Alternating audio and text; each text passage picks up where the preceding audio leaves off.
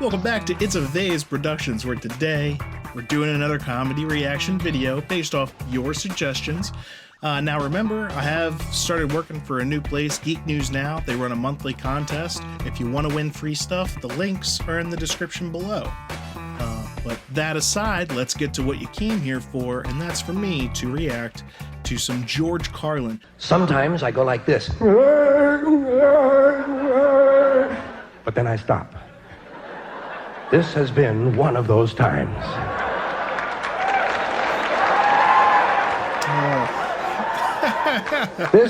This next piece of material is on a subject that most people can identify with. It's about losing things. You know, I don't like to lose anything. I don't like to lose anything. Because where is it? See, basically, that's the part that bothers me the most. I'm a practical guy. Where is it? I just had it. You know that feeling? It was just here. Where is it? I don't know. It's gone. That's true. It's lost. I know. Where could it be? Could be anywhere. Maybe it'll come back. Maybe, but not yet. It's gone. That's true. Are we going to go through this shit again? Where do these things go when they're lost? There are some things, I don't even care if I ever get them back. I just want to know where the fuck they went. That's true. That I get. And losing things is one of those things in life that's even worse when you're a child. Much worse to lose something when you're a child because people get on you for it. You know, it's double jeopardy. Not only is the item gone, but you're catching shit from up here. You what? I lost my yo-yo. Well, where did you have it last? Hey, if I knew that, I would still have my yo-yo. Well, it must be somewhere, right? Well, it just didn't get up and walk away. That one always got to me. It just didn't get up and walk away. One time I lost the cat. It just got up and walked away. And she actually started to say it. Well, it just didn't get up and... Hey, Ma, I think you figured this one out. Where do things go when they're lost? You know what I think? I think there's a big pile of things somewhere. I think there's a big, constantly changing pile of things that are lost. You lose something, it goes to the pile. Then you say, oh, look, there it is. Right back from the pile. And you didn't even know there was a pile. And where is the pile? In heaven, of course. Narnia. Has to be in heaven. That's the first thing that happens when you get to heaven. They give you back everything you ever lost. That's the whole meaning of heaven. You get back everything. Here you are, 79 pairs of sunglasses, 212 cigarette lighters, 4,983 ballpoint pens. And here's a jockstrap we found on the Golden State Freeway. It appears to have mule hoof prints and chocolate sprinkles on it. Must have been quite an evening. How did I get into heaven? Yes, you get back everything. You get back well, not everything. You don't get the big things back. Good judgment, that never comes back. Your tonsils, your appendix, they keep those for display purposes. Virginity, you don't get that back because you were in such a big hurry to get rid of it in the first place. But you do get all your wallets. You get back every wallet you ever lost. No cash. It's just like Earth. Right. They keep the money as a prayer offering. Speaking of heaven, you know what else they have in heaven? They've got a special room for every balloon that ever got away. Another balloon. Yeah, and next time you see a balloon drifting off by itself, relax. Soon it will be with its friends in the balloon room off the main hall in West Heaven. And that makes me happy. You know why? Because I'm a balloon guy. I am. I don't mind admitting it right in public. I'm a balloon guy. I love a balloon. You know what I say? I say, give me a balloon. Sometimes I say it loud. Give me a balloon! Most people don't pay any attention to me. Let's get back to losing things. Have you noticed some people, when they lose something, the first thing they say is it was stolen? That's their first reaction. Who stole it? It's an ego defense. They can't stand the fact that they might have been stupid enough to have lost something. Had to have been stolen. Even if it's something that nobody would really want. Hey! Hey! Who stole my collection of used bandages?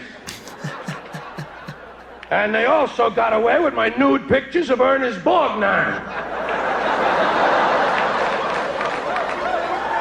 I guess that's a topical reference. Did you ever notice this when you've lost something? That the longer you look for it, the stranger the places get that you're looking? You look at the strangest goddamn places after a while. You have to. Why? You've already looked in the easy places. Those are the first places we look, the obvious places. People say to each other, well, I've looked everywhere. Well, apparently not. Goddamn thing is still gone, isn't it? Let's keep looking in obvious places. I'll look in the furnace, you check the cesspool. You look in the strangest places. Did you ever look in the freezer for your car keys? You have to. Why? No. They might be in there. You wouldn't want to pass up a nice obvious place like the freezer, would you? You can picture them in there.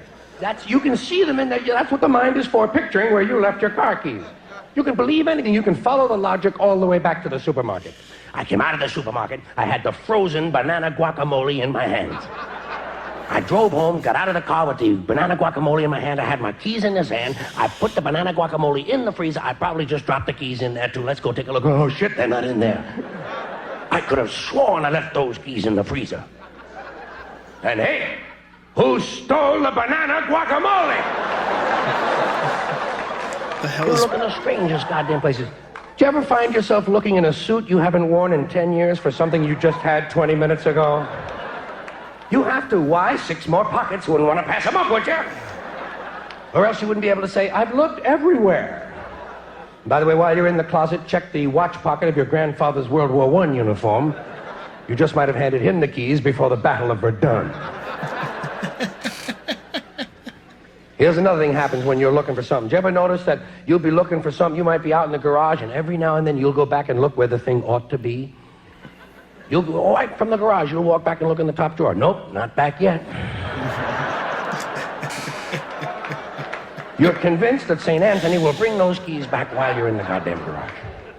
And of course, if you're looking for car keys, your pocket is one place where you have to look at least 600 or 700 times.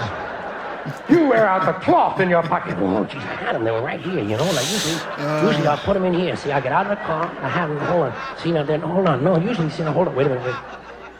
No. But maybe I'd sneak up on them. No, they're not in there. I don't know what the hell I did with them. I had them, you know. Hold on. What? Maybe they fell upwards. And stuck to some bubble gum. Hold on. Maybe for the first time in my life, I dropped them down near my balls. No. Well, your imagination runs away with you. Well, those are easy things. Car keys, those are common. Sometimes it's an unusual item that's missing. Like the couch.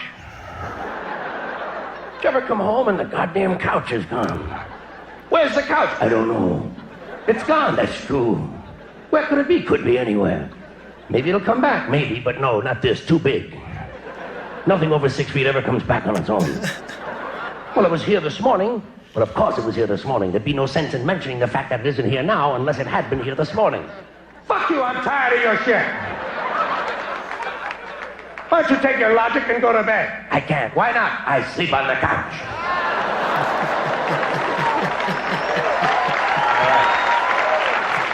Slightly. Well, you know. So that reminded me, actually, there were different parts that, I could identify with when you're looking for things and you keep looking at the same spots. Because it's like, that's where it should be. Because at this point in my life, I'm at a place where I'm like, men probably experience it different from women because of the size of pockets, but in my pants pockets, the right side is for a phone, the left side is keys and possibly wallet, depending, and then like, that's where these things live. Like, why aren't you where you live? And that's the places you check over and over again. But the thing that really got me was when he was talking about wallets and when he was talking about balloons, because that just made me think of Brian Regan And we talk about kids, how there's more pressure on kids to not lose things, because then there's like, hey, why'd you lose that? Brian Regan has a great bit, I'll put it in here if I can, about like for a kid what it's like to lose a balloon. When you lose a balloon, no! And parents or adults are just like, what's wrong with you? It's just a balloon. And then it's like, let me try and put that in perspective for you. If you're a kid, imagine your wallet just floating away. No! And then people came up to you, what is wrong with you? It's just a wallet. Yeah, but that one's mine! Anyway, keep those suggestions coming. I appreciate it. Helps you find more great videos to watch. I will see you next time.